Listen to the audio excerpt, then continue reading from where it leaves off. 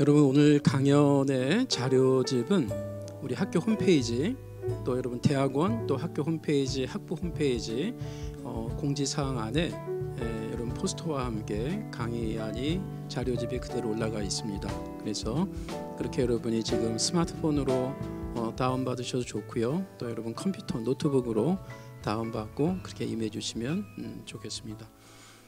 자, 이제 시간이 되었는데요. 저는 엑스신학 연구소장을 맡고 있는 허주입니다. 오늘 제19차 우리 엑스신학 포럼에 여러분들 환영하고요, 또 온라인 유튜브로 함께 참여하신 분들 또 환영합니다. 오늘 주제는 AI 시대와 교회 미래라는 제목으로 우리 연구위원 교수님들과 함께 1년 전에 그렇게 저희가 정했고요. 또 오늘 이 주제에 우리 국내만이 아니고 또 전 세계적으로 굉장히 앞서 나가시는 귀한 우리 강사님을 저희들이 또 섭외를 해서 모시게 됐습니다. 영광스럽게 생각하고요. 그래서 오늘 AI 시대와 교회 미래, 또 한국 교회에 집중하는 그러한 시간이 되겠습니다. 먼저 여러분 타임테이블을 안내하겠습니다. 12시부터 12시 20분, 12시 20분까지는 저희가 매 하듯이 이 개회 기도와 또 신학 공간, 우리 학교의 신학적 입장을 함께 공유하는 그런 시간을 갖도록 하겠습니다. 그리고 12시 20분부터 13시 50분까지 80분 동안 우리 오늘 강사님 나오셔서 AI 시대와 교회 미래라는 제목으로 말씀을 나누겠습니다. 우리 최윤식 박사님 먼저 짧게 한번 소개를 올리면요, 전문 미래학자로서 미국 휴스턴 대학교 미래학 석사를 마치시고 피닉스 대학교에서 경영학 박사를 하셨습니다. 뉴욕 주립대의 미래연구원장을 역임하셨고 현재 아시아 미래 인재연구소장으로 계시고요. 대표적인 저서 굉장히 많습니다. 몇 가지 소개해드리면 2020년에서 2040년 한국교회 미래지도라는 책이 2013년에 발간이 됐고요. 2030년 기회의 대이동, 미래는 누구의 것인가 라는 제목으로 김영사에서 나온 책이 있고요.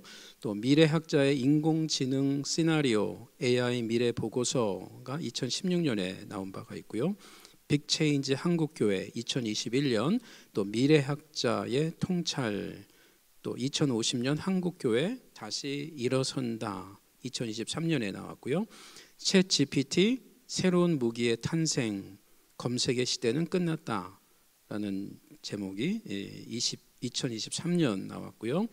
작년에 흥미로운 또 주제를 또 쓰셨더라고요. 미래학자 고난을 말하다. 그래서 아시아 대표 미래학자가 전하는 인생 고난에 대한 성경적 통찰이 작년에 또 출간된 바가 있습니다. 제가 주로 이제 이 교회 관련한 주제를 중심으로 이렇게 책을 소개했고요.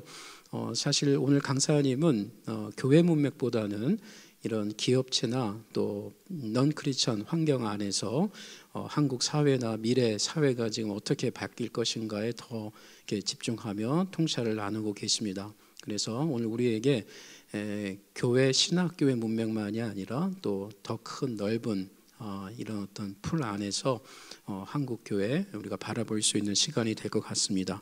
계속해서 목차 잠깐 말씀드리면 13시 50분부터 14시 한 10분 동안 저희가 사진 촬영과 이제 휴식 시간을 좀 갖겠고요. 그리고 2시부터 40분 동안 두 분의 교수님들을 모시고 함께 저희가 패널 그리고 여러분들의 Q&A 시간을 갖도록 하겠습니다. 그러니까 강연을 들으시면서 질문할 내용을 여러분들이 작성해서 제출해 주시면 우리가 함께 나누도록 하겠습니다. 그래서 오늘 모두 2시 40분까지 그렇게 진행이 되겠습니다. 그럼 먼저 짧게 기도하고 시작하겠습니다. 하나님, 오늘 저희들이 정한 시간과 장소에서 우리 엑스신학 포럼으로 함께 모이게 하심을 감사합니다. 변화무쌍하게 변하는 이 시대 가운데 변할 수 없는 하나님의 말씀 복음을 붙잡고 고군분투하는 하나님의 사람들이 함께 모여 이 세상을 알고 또 배우기를 원합니다. 오늘 AI 시대와 한국교회 또 교회 미래라는 이런 가치를 갖고 우리 강사님을 통하여 귀한 배움과 통찰이 있게 하시고 또 이것들을 우리가 섬기는 가정과 또 교회와 이 세상 가운데 잘 발현해낼 수 있도록 우리에게 의미 있는 가치 있는 시간 되게 하여 주옵소서. 함께 참여하는 모든 분들, 특별히 강사님과 또 패널로 함께 하시는 두 분 교수님에게 은혜와 지혜를 더하여 주옵소서. 존귀하신 예수님 이름으로 기도합니다. 아멘. 예, 여러분, 제가 앉아서 할게요. 말씀드린 대로 우리 신학대학에 우리 교수님들이 함께 고백하고 또 함께 나누기를 원하는 가치를 좀 정리한 것이 있습니다. 우리 20분까지지만 제가 최대한 빨리 마무리를 해보도록 하겠습니다. 한 5분 안에. 자, X신앙 고백서가 있죠. 우리가 함께 기독교 신앙을 나누는 고백인데요. 저희 학교는 장로교 소속도 아니고 또 감리교 소속도 아니고 여타 교단에 속해 있지 않은 교회 연합적인 신학대학으로 대학원으로 74년도부터 시작한 학교입니다. 이제 그런 점에서 우리 교수님들이 여러 교단의 교파에 속한 교수님들이지만 이 복음의 동일한 가치로 함께 또 사역을 하는 분들이죠. 그래서 우리 이 신앙 고백서 8가지가 큰 그림으로 소개가 되어 있습니다. 첫 번째가 성경 66권에 대한 신앙 고백으로 하나님 말씀으로서의 복음주의 신학의 천착한 입장을 함께 이야기하고요. 두 번째는 성부, 성자, 성령 삼위일체 하나님에 대한 신앙 고백. 세 번째는 기독론, 주 예수 그리스도에 대한 고백이 함께 있고요. 그리고 네 번째 인간론이 있습니다. 이 죄악된 인간, 그러나 영생의 구원을 듣고 회복되어야 될 인간론, 그리고 성령 하나님 고백이 있고요. 그리고 여섯 번째는 교회론 고백이 함께 있습니다. 뭐 가장 중요해서가 아니고 그냥 제가 한번 이것을 읽어보겠습니다. 참된 교회는 말씀과 성령으로 그리스도와 연합한 참 성도가 이루는 그의 몸으로서 하나의 거룩한 사도적인 보편교회이다. 교회의 머리 대신 그리스도께서 세워두신 두 가지 성례와 세례와 성찬은 보이는 말씀으로서 성도들의 믿음을 강화하고 영적 성숙을 위해 지속적으로 시행해야 한다. 7번, 교회의 우선적인 사명은 예수 그리스도 안에서 하나님께서 받으실 만한 예배를 드리는 것이다. 또한 그가 명하신 대로 모든 족속 가운데 복음을 선포하여 제자를 삼아 예수 그리스도를 증거하는 공동체를 이루는 것이다. 이 세상에 있는 교회는 하나님을 대적하는 악한 영의 세력에 대항하여 그리스도의 다스림을 이 땅 위에 확장하는 영적 공동체이다. 이는 하나님을 사랑하고 이웃을 사랑하는 거룩한 공동체로서 가난한 자와 억눌린 자를 돌아보는 그리스도의 사랑을 실천하고 공의로운 사회를 세우기 위한 책임을 감당할 뿐 아니라 하나님의 모든 피조물을 돌보는 사명을 가진다.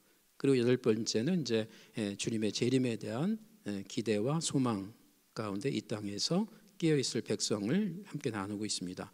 그래서 이렇게 이제 액체 신앙 고백을 8가지로 이렇게 함께 하는 게 있고요. 이거 뭐 특별한 사항은 아니지만 다시 한번 우리가 이것에 집중하고 또 함께 신학화를 하는 데 있어서 공유하겠다라는 그런 정체성 고백이고요. 특별히 X 신학 공간이라는 제목에서 또 우리 5가지의 그 우리의 가치를 언급한 바가 있습니다. 여러분 꽤 오래전에 신학을 공부하실 때 이제 공간 복음서는 이제 들어보셨죠? 그때 그 공간 같은 단어입니다. 그래서 각각의 복음이지만 함께 볼 수 있다 이런 것처럼 한마디로 오늘의 신학대학원 안에서 또는 신학대학 안에서 제 영역들이 지금 굉장히 의미 있게 발전했죠. 즉 구약학, 신약학, 또 조직신학, 교리학, 또 역사신학, 교회사적, 그리고 실천신학, 특별히 실천신학 안에는 훨씬 더 이제 세분화돼서 예를 들면 뭐 목회상담학, 상담학, 기독교, 교육학, 복지학, 선교학, 설교학, 뭐 다양한 지금 이 실천 신학 안에서 세분화된 학문들이 있습니다. 신학의 이름으로. 그래서 이런 어떤 그 신학의 각각을 우리는 존중하지만 이것이 파편화되면 안 되겠다. 이것을 함께 공관 보면서 함께 협력하는 그런 신학을 우리가 지향해야 되겠다.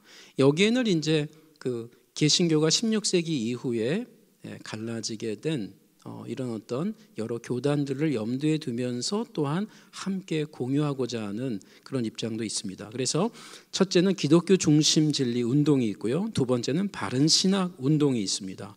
세 번째는 참 신앙인 양육 운동이 있고요.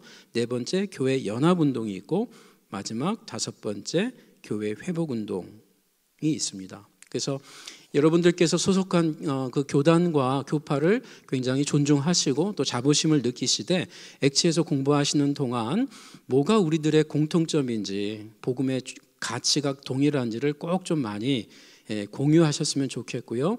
차이점들은 그것의 가치를 드러내시되 함께 협력할 수 있는 가치로 보시면 우리 한국교회나 또 액치에서 공부하는 분들이 하나님 나라 복음 안에서 더욱 하나가 되고 서로 배우려고 하는 자세로 그렇게 나아갔으면 좋겠다라는 것입니다. 그래서 누가 진짜 친구고 누가 진짜 우리의 적군인지를 좀 더 분명하고 냉철하게 갖고 있어서 서로 힘을 합력해야 될 우리 개신교 교인들 또 우리 여러 교단의 교파의 성도들 목회자 또 선교사 되기 원하는 것입니다.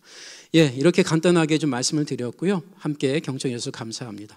자, 그러면 이제 아까 말씀드린 우리 최인숙 박사님 함께 모시겠습니다. 큰 박수로 환영해 주십시오. 앞으로 80분 동안 진행하시겠습니다.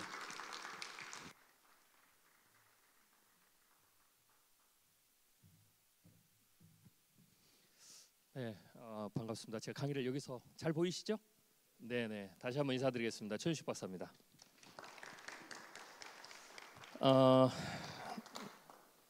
많은 사람들 오늘 이제 그 신학 포럼인데요.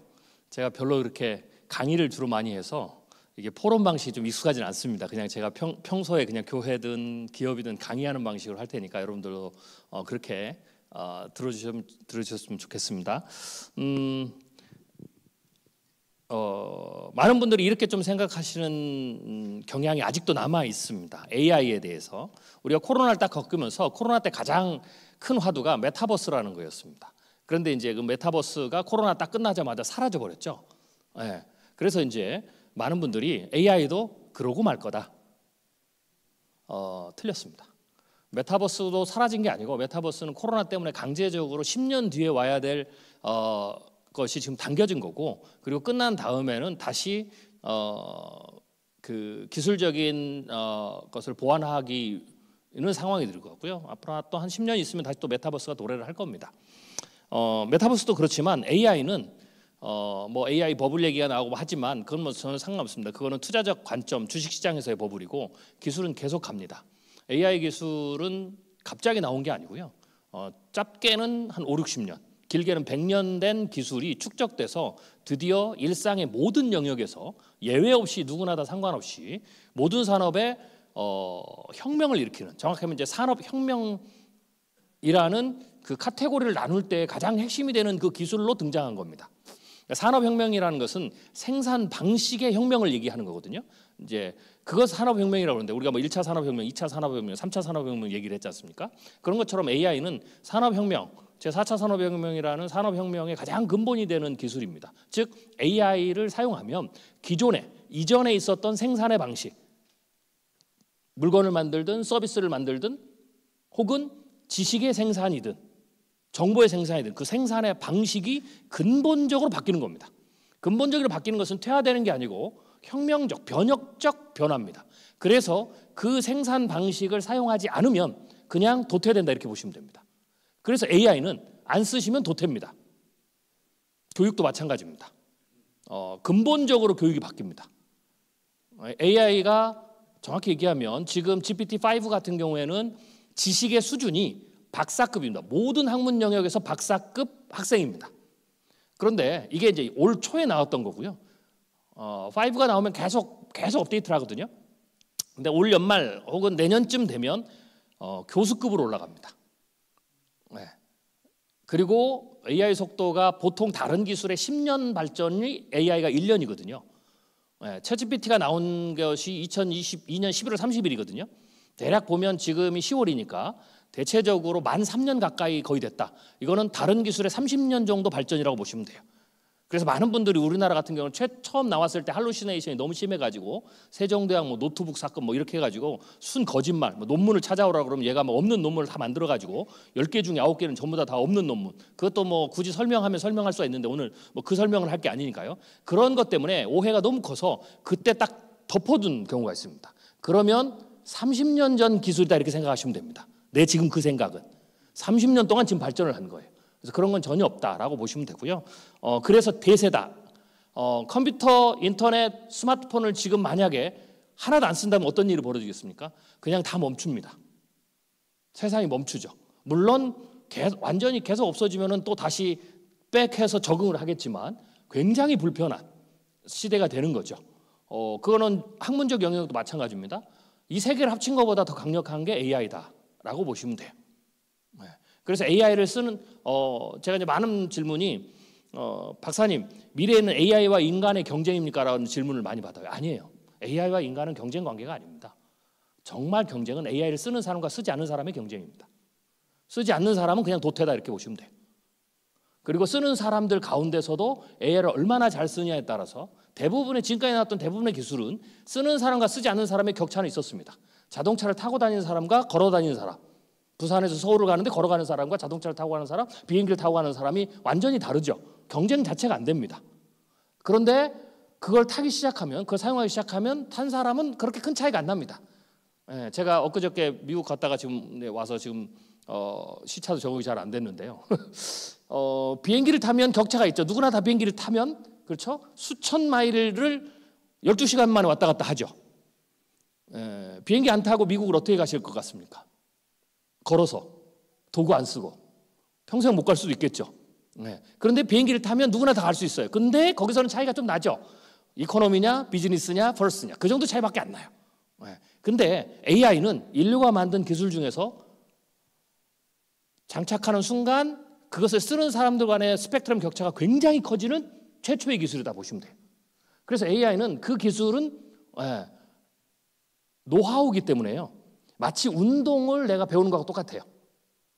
내가 스포츠, 내가 야구를 좋아한다, 축구를 한다, 그러면은 배워야 되잖아요. 누구나 공은 찰 수 있지만, 누구나 테니스는 할 수 있지만, 누구나 골프도 할 수 있고 다 할 수 있지만 그 기술의 차이가 엄청난 것처럼, 그리고 그 기술의 차이는 두 가지죠. 하나는 좋은 교수한테 배워야 되고요. 아주 좋은 스킬을 배워야 되고, 그리고 또 어떻게 돼요? 구력이니까 노하우가 쌓여야 되겠죠. 숙련도. 여기에 따라서 큰 차이가 나는 것처럼 AI는 그렇게 차이가 납니다. 그래서 결론이 뭐냐? 빨리 쓰셔야 됩니다. 유행이 아니기 때문에 어떤 분은 그래요. 이러다 말겠지. 좀만 기다리면. 혹은 어떤 분은 이렇게도 말씀하셔요. AI가 막 너무 빨리 발전하니까 지금은 가만히 있다가 한 5년 후에 확 발전하면 그때 가서 딱 배워서 그게 안 되는 겁니다. AI. 그래서 AI는 빨리 하셔야 되고 그리고 그것을 제대로 배우셔야 되고요. 그리고 그것을 숙련도를 익혀야만이 되는 거죠. 그러면 차이가 굉장히 크게 난다라고 보시면 될 것 같습니다. AI를 도구적 측면에서 또 제가 방금 설명드렸지만 이렇게 되는 겁니다. 물론 그럼에도 불구하고 나는 AI를 안 써도 된다. 뭐 사는 거는 문제가 없습니다. 그런데 이렇게 되는 거죠. 나는 AI를 안 쓰고 내 온전히 머리로 학문을 한다. 그러면 5년, 10년 후가 되면 이렇게 될 겁니다. 그거는 그렇게 할 수가 있습니다. 근데 이제 그런 분은 어디에 나가시냐? 장기자랑 대회에 나가셔야 됩니다. 스타킹. 제가 어렸을 때 저희 어머님이 꼭 필수 기술로 배우라고 한 게 있었습니다. 학원도 엄청 많았고요. 그게 뭐냐? 주산북입니다. 이걸 아시는 분은 이제 연배가 50대를 넘으신 분. 그래서 주산북이 학원이 많았어요. 그래서 저도 가서 주산을 배웠어요. 주산을 가지고 그다음에 이제 암산하죠. 뭐 1, 2 막 해가지고 머리를 그거 열심히 배우고 나서 써먹는 분 아무도 없습니다. 왜? 컴퓨터 나온 뒤로. 그런데 지금도 그걸 보여주는 데가 있어요. 어디요? TV에 하는 뭐 스타킹, 장기자랑. 그 사람들 신기하죠. 와, 어떻게 사람들이 계산기를 안 쓰고 컴퓨터를 안 쓰고 저 단위를 암산을 하냐. 야, 신기하다. 그리고 끝. 그리고 요새 하나 뜨는 게 있습니다. 생물학적 두뇌를 조금 어렸을 때부터 향상을 시켜야 되니까, 개발해야 되니까 그걸 좀 쓰자. 그래서 그 정도. 5년 10년 후에 학문 연구에 있어서 교회 사역도 마찬가지고요. AI를 안 쓴다. 그러면 이런 겁니다. 야, 신기하다. 어떻게 AI를 안 쓰고 저 교수님은, 저 학생은 맨머리로 연구를 한다니. 야, 이렇게 신기하다. 뭐 요 정도. 근데 학문적으로는 격차가 엄청 크죠. 이게 AI 시대입니다. 즉 내가 부산에서 서울을 가는데 걸어가도 돼요. 문제는 없습니다. 그런데 차를 타면 어떻게 돼요? 나의 이동거리가 획기적으로 증강하죠. AI도 안 써도 되지만 이걸 쓰면 마치 차를 타면 이동거리가 획기적으로 증강하는 것처럼, 그래서 내가 할 수 있는 일이 달라지고 삶이 달라지고 차원이 달라지는 것처럼 AI를 쓰면 지식의 탐구의 이동거리가 증강하는 겁니다. AI를 그렇게 바라보셔야 됩니다. 그래서 어떤 분들은 AI를 쓰면 바보가 된다. 오늘 강의를 들으신 이후로는 그렇게 말씀하시면 안 됩니다. 전문가들한테 그렇게 말씀하시면은 전문가들이 뭐라고는 안 하지만 저분은 AI를 잘 모르시는 분 이렇게 됩니다. AI를 쓰면 절대 바보가 안 됩니다. AI를 잘 쓰면 오히려 사고력이 굉장히 뛰어납니다. 더 폭발적으로 지식이 증가할 수 있다라고 이제 보시는 게 좋습니다. 제가 이제 AI를 이렇게 서두로 열었는데요. 오늘 이제 AI와 교회라는 거지 않습니까? AI는 교회를 어떻게 변화시킬 건가? 물론 교회가 뭐 다른 모든 변화에 있어서 가장 늦게 반영이 된다라고 보시면 됩니다. 교회뿐만 아니라 종교적 영역이. 그렇지만 그럼에도 불구하고 AI도 교회를 피해갈 수가 없어요.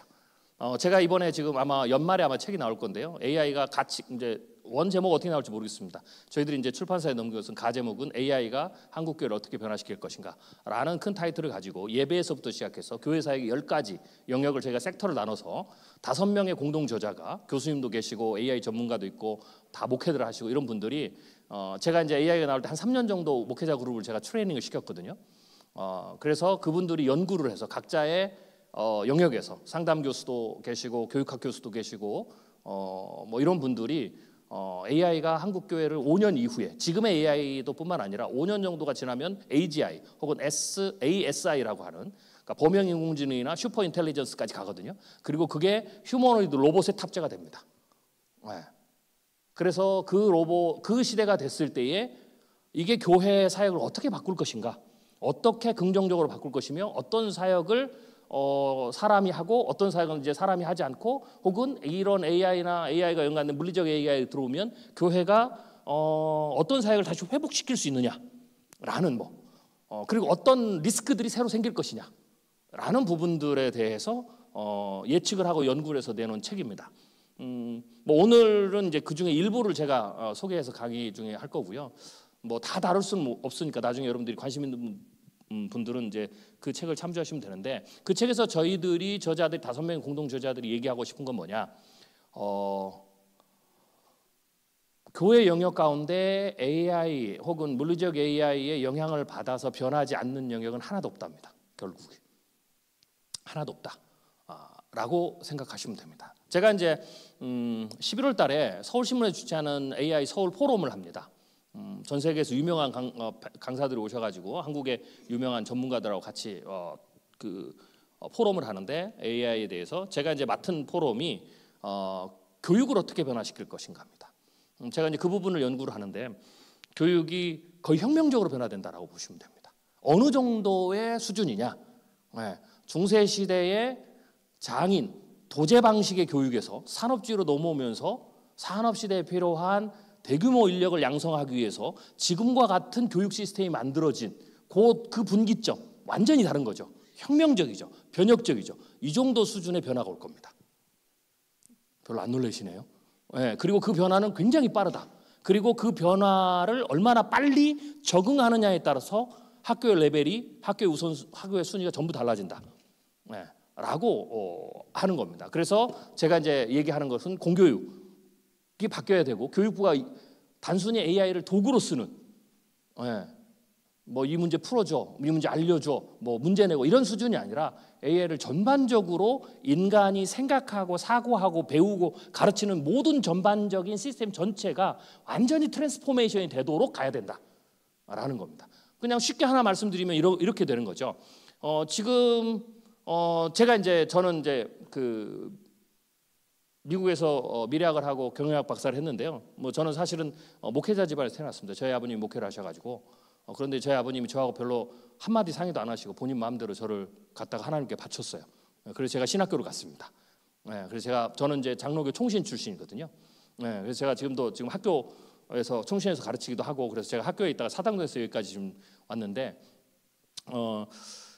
제가 그 신학교에서 신학을 하고 미국에 가서 제가 이제 전공을 이제 바꾼 케이스입니다. 그리고 제가 다시 한국에 와서 제가 모교에 가서 조직 신학을 THM과 박사학위를 제가 박사 과정을 다 했습니다. 그리고 제가 박사 과정에 지금 논문만 지금 남아 있는데 인공지능의 자유지라는 논문입니다.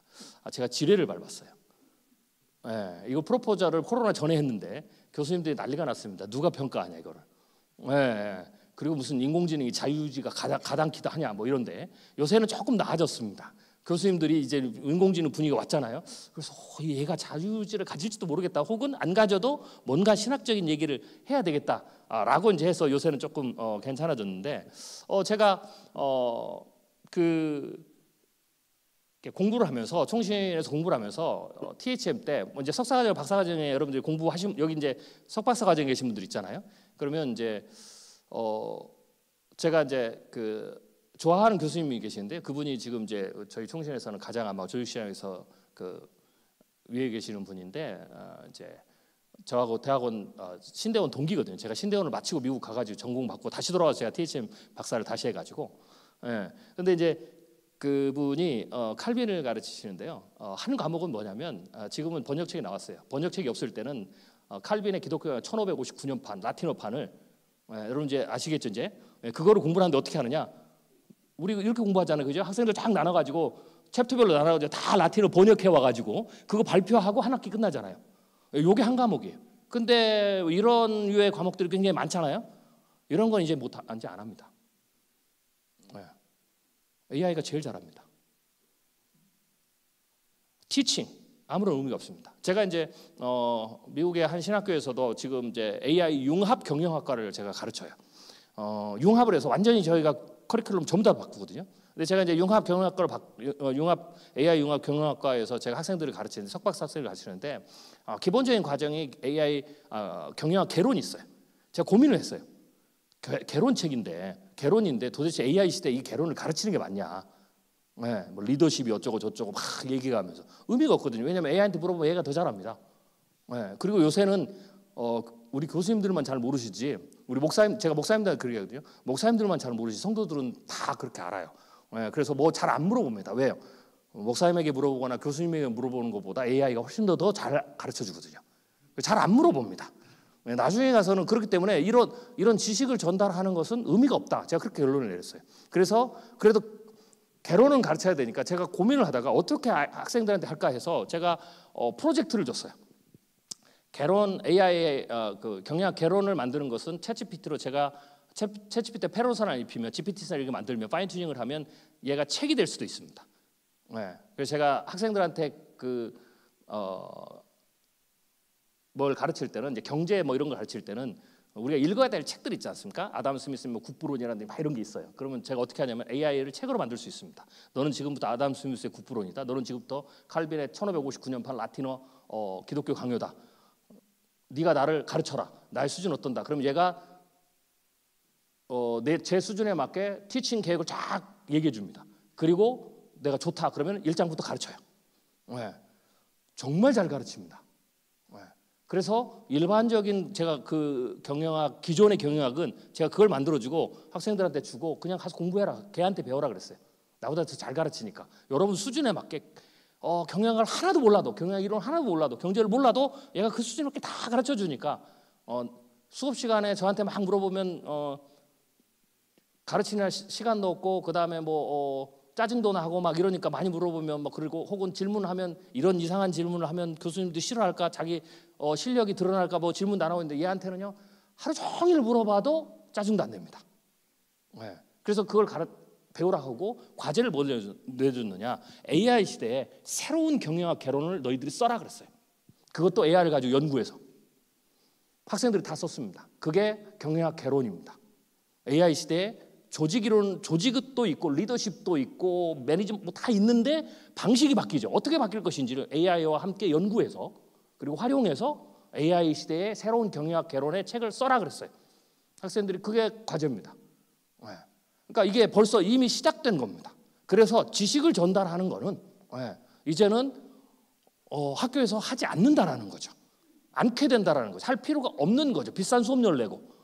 정확히 얘기하면 그거를 배우는 게 필요한데 학생들 소비자 입장에서 이렇게 생각해요. 내가 비싼 수업료를 내고 AI한테 물어봐도 더 잘 가르치는 거를 내가 비싼 수업료를 내고 4년 동안 배워야 되냐 이런 질문이 든다라는 거예요. 그런데 학교는 그래도 학이라는 서티피킷이 있으니까 어쩔 수 없이 와서 배우는 거죠. 그런데 계속 학생들이 그런 마음을 갖는 거죠. 이건 내가 가서 챗GPT 이렇게 해서 물어보면 더 잘하는 거를 교수님 한 학기 내내 가르치고 그걸 들어야 되느냐.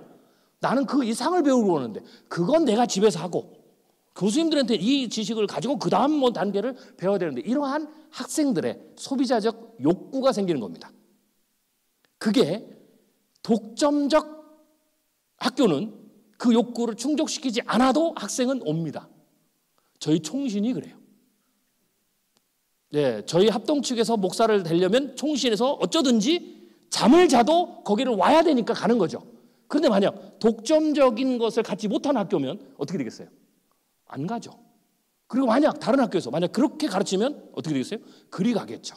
그래서 이 시장의 기본적인 변화가 거꾸로 교육 주체자들의 변화를 강요하는 시대로 갈 거다. 그러면 살아남으려면 어떻게 되겠어요? 강요받으면 늦는 거고요. 강요받기 전에 내가 그 대세를 보고 그 흐름을 주도해야 되겠죠. 교회도 이렇게 되는 겁니다. 교회 사역도. 왜요? 교회는 성도가 그렇게 생각을 해요. 여러분들이 아무리 AI를 안 써도 성도는 회사에 가면 AI를 무조건 쓰게 돼 있어요. AI를 안 쓰면 잘려요. AI를 써야만이 회사에 내가 취직할 수가 있어요. 내 직장을 유지할 수가 있고 더 좋은 직장에 갈 수가 있어요. 그리고 교회 밖에서 모든 판은 AI를 쓰는 쪽으로 다 갑니다. 왜? AI를 써서 인간의 능력을 향상시키는 쪽으로, 생산성을 향상시키는 쪽으로. 그렇게 해서 다 접근해. 모든 서비스나 다 이렇게. 여러분들이 이제 검색 엔진도 바뀌었잖아요. 왜? 검색 엔진이 여러분 구글의 AI 모드를 쓰면 네이버도 이제 그게 달렸는데요. 과거에는 내가 검색을 하면 검색하면 그 항목에 따라서 막 수백 페이지, 수천 페이지가 나오죠. 그럼 내가 다 클릭해가지고 내가 직접 들어가서 들여다보고 해야 되죠. 이제는 구글의 AI 모드가 되면 그냥 제가 알아서 다 내가 원하는 답을 순식간에 먼저 띄워줍니다. 이게 익숙해 있죠. 그럼 어떻게 되는지 아세요? 왜 다른 검색 엔진은 그걸 못하지? 이렇게 되는 거예요. 그러면 안 쓰죠. 이런 게 이제 AI의 활용 방법이 자기의 삶을 훨씬 더 과거에 불필요한 거, 비생산적인 것들을 획기적으로 싹 없애주고 오히려 더 생산을 높이는 쪽으로 사람들이 익숙해져요. 교회 밖에서. 그런데 교회로 왔는데 우리 교회는 그렇게 안 한다는 거죠. 회사에서는 나의 1대1에 맞게끔 모든 것을 상담도 해주고 교육도 해주는데 교회 오면 여전히 성경 공부는 대규모로 똑같은 책을 가지고 순서대로. 이 시대의 사람들의 가장 큰 트렌드 중 하나 초개인화거든요. 그걸 못 맞춰주죠. 그럼 신앙생활에 있어서 만족감이 떨어지죠.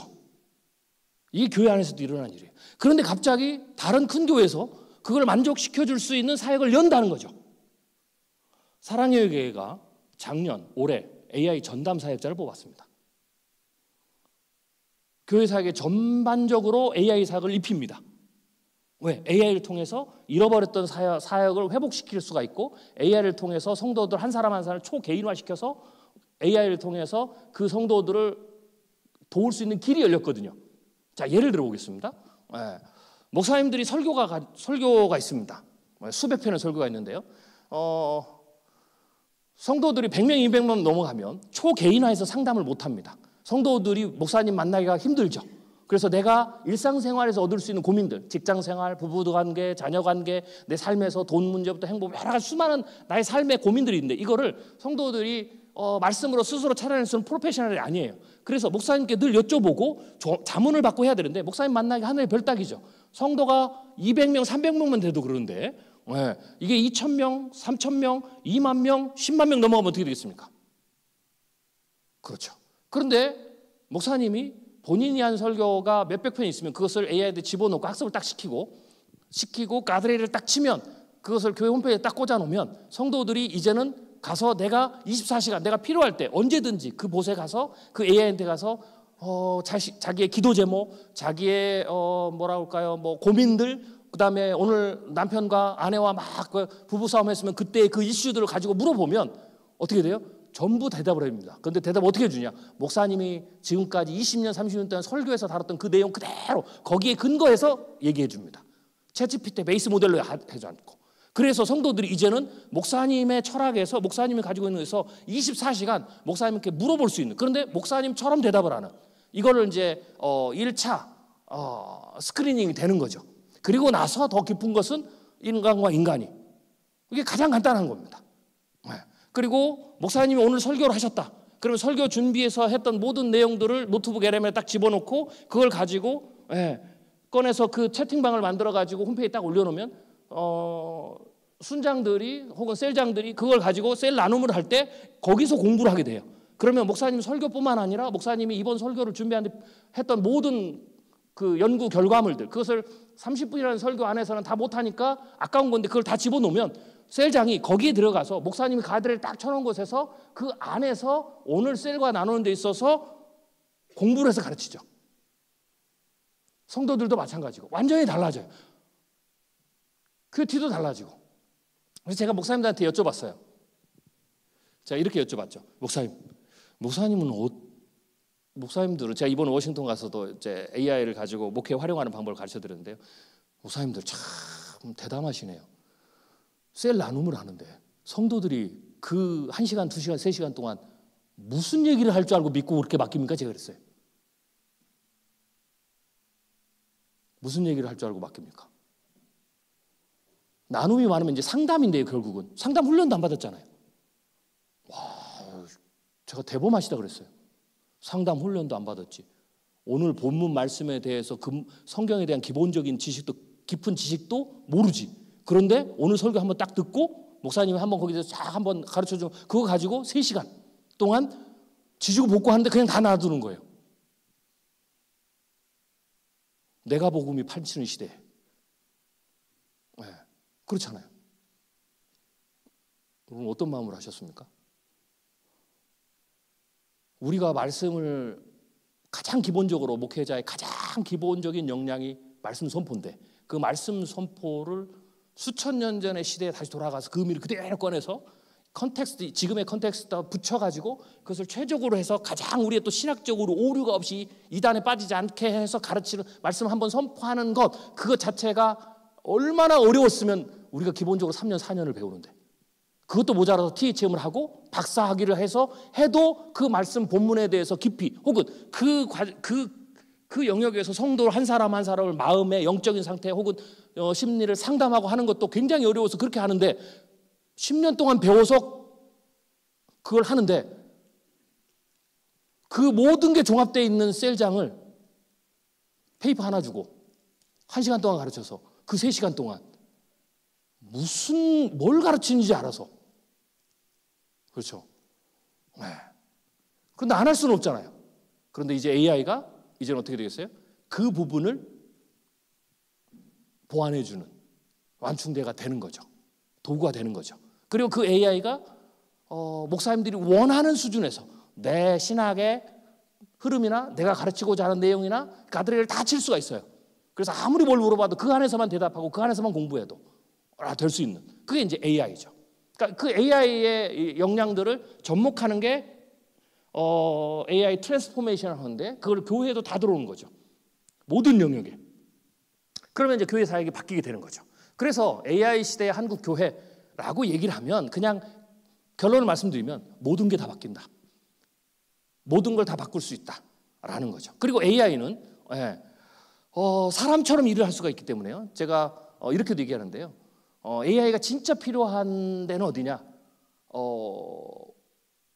재정이 부족하고 사람이 부족하고 컨텐츠가 부족해서 사역을 최소화 사역만 남겨놓고 나머지 모든 사역들을 전부 다 포기해야 되는 교회가 필요한 거예요. AI가 사람을 대신하고 재정을 대신하고 컨텐츠를 대신하기 때문에. 그래서 가장 필요한 것이 어디냐? 선교사라고 얘기를 해요. 근데 놀라운 사실은 성경도 그러잖아요. 가진 자는 더 갖고, 그렇죠? 그런 것처럼 필요한 사람들은 AI에 관심이 없고 AI가 없이 AI 안 쓰고 사람 써도 되고 돈 써도 되고 콘텐츠가 풍부한 교회는 오히려 AI를 쓰는. 앞서가는 학교는 미국의 하버드부터 시작해서 앞서가는 학교들은 AI를 전격적으로 연구를 하는데 나머지 학교들은 별로 관심이 없는. 이게 지금 현재 나타나는 수준이에요. 그래서 그런 부분들에 대해서 이게 왜 그러느냐? AI에 대한 잘못된 오해가 있기 때문에 그렇다. 그래서 제가 AI와 한국교회를 얘기할 때 그 부분에 대한 몇 가지 부분들을 가장 먼저 제가 오해를 해소해 드리려고 합니다. 자, 자료를 보면서 제가 빠르게 얘기를 해보고 또 이따가 질응답 토론 패널 토론이 있으니까 그때 또 여러분과 함께 얘기를 해보겠습니다. 샘 올트만이 지금 AI 시대를 가장 선두에서 이끌고 있는 사람이 샘 올트만입니다. 네. 과거에 스티브 잡스와 같은 그런 어떤 그 입지에 있는 사람인데요. 샘 올트만이 올해 6월 달에 있는 그 서밋에서 이런 얘기를 했습니다. 지난해 AI 발전의 변곡점을 지났고 향후 1, 2년 동안은 숨막힐 정도로 발전할 전망이다. 뭐 쭉 읽어보고요. 새로운 과학적 발견이 가능한 AI 과학자도 등장할 것이고 지금 이 시점에서도 기업은 AI에게 조직이 직면한 가장 어려운 문제를 던지고 해결 과제를 받는 것이 가능해지고 있다. 복잡한 과정 없이 현재 반도체 설계를 개선해줘 마케팅 비용을 절감해줘 같은 질문을 하게 되면 AI가 이런 부분을 해결해 준다는 거죠. 그리고 얼마 되지 않아서 새로운 물리적 법칙, 가설을 정리하는 것도 현실화될 수 있다라고 얘기를 했습니다. 그리고 며칠 뒤에 6월 10일 날 개인 블로그에 이런 글을 올렸습니다. 부드러운 특이점이라는 건데요. 인류는 이미 사건의 지평선, 보통 이제 기술 영역의 사건의 지평선 그러면 우리가 이제 임계점, 크리티컬 포인트를 통과한 상전이가 일어나는 그 시점을 이제 저렇게 표현하거든요. 의미적으로 그것을 넘어섰다 그랬어요. 그래서 AI 기술은 상전이 수준을 넘어서서 크리티컬 포인트를 넘어서서 발전의 속도가 훨씬 빠르다. 지난 3년도 빨랐는데 앞으로의 3년은 지난 3년의 서너 배 이상 속도를 내는 거예요. 폭발적으로 갑니다. 그래서 AI는 이미 많은 부분에서 인간을 뛰어넘었다. 가까운 미래는 새로운 AI 자체가 새로운 통찰력을 만들어낼 것이고 새로운 물리적 작업까지 수행할 것이다. 뭐 이 말은 학문 영역에서 AI가 학문 연구에서 새로운 통찰력, 신학적 통찰력을 AI가 만들어내요. 하게 되는 거죠. 예를 들면 이런 거죠. 이게 이미 실현됐던 게 바둑입니다. 알파고가 나오면서 그 이후에 어떤 일이 벌어졌냐면 이세돌을 이기고 커제를 이기고 이 알파고 제로 넘어가면서 나중에는 은퇴를 했어요. 더 이상 사람하고 둘 필요가 없다. 사람은 더 이상 적수가 안 된다. 그런데 그 알파고 뭘 하냐면 인간이 지금까지 수천 년 동안 만들어 놓은 기보, 수천 년 동안 인간이 서로 바둑을 두면서 발전하면서 만들어 놓았던 어떤 통찰력, 새로운 뭐 이런 전략들을 능가하는 전혀 발견하지 못했던 것을 내놨어요. 인간이 이길 수가 없죠. 이세돌이 감탄할 정도로. 인간의 자존심이 상할 정도로. 그런데 그 수는 새로운 게 아니에요. 뭐냐? 만약에 이세돌의 인간이 앞으로 한 100년 동안 더 바둑을 두면 나타날 수죠. 찾아낼 수죠. 이거를 AI가 인간보다 더 그걸 먼저 둬보면서 발견하는 거예요. AI가 새로운 게 아니고 AI가 강력한 컴퓨팅 파워로 어떻게 하냐면 AI가 어느 세계 최고의 기사 수준에 올라오면 이렇게 되는 겁니다. 그 다음부터는 그 AI를 2개를 만들어요. 그리고는 AI들끼리 2개 해요. 즉 이세돌끼리 2개 하는 거죠. 지금의 최고의 기사인 신진서끼리 2개 하는 거죠. 전 세계 1등 기사가 계속 두는 거죠. 근데 인간은 하루에 한두 판 두는 게 힘들죠. 근데 얘는 초 단위로 판을 둬요. 그리고 어떻게 되겠어요? 그 최고의 기사들이 앞으로 100년 동안 계속 그렇게 강제로 2개 하면 만들어질 하고 찾아낼 수를 얘가 하는 거죠. AI가 인간보다 먼저 갔다 오는 거죠. 그러니까 당연히 새로운 걸 발견할 수밖에 없는 거죠. 이 원리가 모든 학문에 다 들어가요. 그래서 이제는 AI가 신학적 새로운 통찰력을 발견하고 하는 거죠. 이게 신학뿐만 아니라 모든 영역에서 그게 가능하다라고 얘기를 하는 거고 거기에 대한 지금 다양한 클루들이 나오고 있다라고 보시면 되겠습니다. 네, 자료를 좀 보시죠. 자, 그래서 올해는 코딩, 내년엔 창의적 사고, 2027년에는 로봇 노동이 본격화될 수도 있다. AI가 일반 학문형에서 바둑을 제외 일반 학문형에서 지금 가장 강력하게 파괴력을 발휘하고 있는 게 코딩 분야예요. 코딩 분야인데 지금 이 코딩이 지금 제미나이 3.5 이제 뭐 프로그램 하신 분은 알겠지만 코딩하는 거라 그다음에 GPT-5에 코딩하는 게 어느 수준이냐면 미국에 가면 이런 게 있대요. 미국 인간 사람들끼리 코딩 경쟁을 해요. 그런데 올 초에 나왔던 모델이 미국 전미에서 이 올 초에 나왔던 이 AI보다 코딩을 인간이 실제로 코드를 잘 짠 사람은 7명밖에 없었어요. 네, 미국 전체에서, 아니 전 세계에서. 그런데 이번에 제미나이 3.0이 나와요. 아마 다음 달이나 다다음 달에 발표될 건데, 이거는 테스트를 했는데 자기보다 코드를 더 잘 짜는 살아있는 인간이 7명밖에 없는 그 수준 올라간 AI가 60점 정도, 벤치마킹하면 60점 정도 맞아요. 근데 보통은 이게 그 업데이트가 되면 많아야 10점 정도씩 올라가요. 혹은 몇 점 사이. 근데 이번에 제미나이 3.0은 다음 달이나 그 다음 달에 나온 것은 30점이 올랐어요. 90점. 네. 그러니까 이건 뭐냐면 살아있는 인간이 최고의 천재라고 하는 코드를 짜는 사람도 AI를 못 이기는. 그래서 이제는 AI에게 코드를 맡겨야 되는, 코딩을 해야 되는. 그래서 그 영역에서 지금 완전히 정복을 했어요. 그래서 주로 내가 어떤 연구든 학문이든지 간에 정형화되어 있고 패턴이 되어 있고 로지컬하게 갈 수 있는 부분이라고 한다면 AI가 전부 다 뛰어넘습니다. 자, 2030년대는 에너지와 진행이 거의 무제한 수준에 올라가고, 그 다음에 사실상 무엇이든지 가능한 조건이 된다. 자, 이거는 그래프인데요. 2023년 정도 기준밖에 안 돼요. 뭐냐? 저기 위에 보시면 0으로 돼 있는 게 휴먼 퍼포먼스, 인간의 역량인데요. 지금 다 리딩 컴프리hension부터 시작해서 프리딕티브 리즈닝까지 전부 다 뛰어넘습니다. 제가 이제 전문 미래학자로 활동을 하고 있는데요. 미래 예측을 하거든요. 예. 그런데 제가 AI를 쓰면서 아까 제가 산업혁명이라고 그랬잖아요. 생산 방식이 완전히 달라졌어요. 제가 우리 연구원들한테 이렇게 얘기를 합니다. 인간으로 보면 굉장히 좀 자존심이 상하는 건데, AI 시대는 중요한 법칙이 몇 가지가 있는데, 첫 번째, AI 시대는 절대로 생각의 시작을 인간의 머리에서 하는 게 아니다. 생각의 시작을 AI부터. 그리고 나서 그 내용을 가지고 인간의 머리, 거인의 어깨에 올라타지 인간의 머리를 믹싱해서 그 다음 단계로 가야 된다라고 얘기를 해요. 제가 예측을 AI한테 가르치는데요. 제가 깜짝 놀라요. 제가 10년 정도 트레이닝을 시킨 전문 연구원보다 더 잘합니다. 예측은. 이미. 네. 자, 또 다른 걸 보겠습니다. 자, 이거는 매스부터 시작해서 All Knowledge Test 보시면은 인간의 지금 2024년 수준인데요. 그러니까 2024년 수준이니까 2025년. 그러니까 아까 제가 1년은 10년이라고 했죠. 10년 전 기술이라고 보시면 돼요. 그게 거의 모든 영역에서 인간을 뛰어넘었다라고 보시면 됩니다. 이건 IQ 테스트라는 건데요. 이건 이제 논란이 좀 있어요. 인간의 IQ를 어떻게 정의하느냐라는 거에 따라서 종합적으로 정의하면 인간의 IQ 수준을 못 넘지만 그냥 지식, 논리력, 혹은 공간 지각 능력, 뭐 일부 이런 것들만 평가를 하자면, 그쪽으로 좀 좁은 의미로 본다면 O1 프리뷰가 123 정도가 되고요. O3는 157입니다. 그래서 157을 넘으신 분이 안 계시죠. 인간이 자동차가 100km, 시속 100km 달린다고 해서 자동차가 나보다 더 잘 달린다고 해서 자존심 안 상해하죠. 그래서 AI가 지능적인 측면에서 나보다 더 놀라운 성과를 낸다고 해서 더 속도를 내고 더 성과를 내서 자존심 상해하지 마시면 됩니다.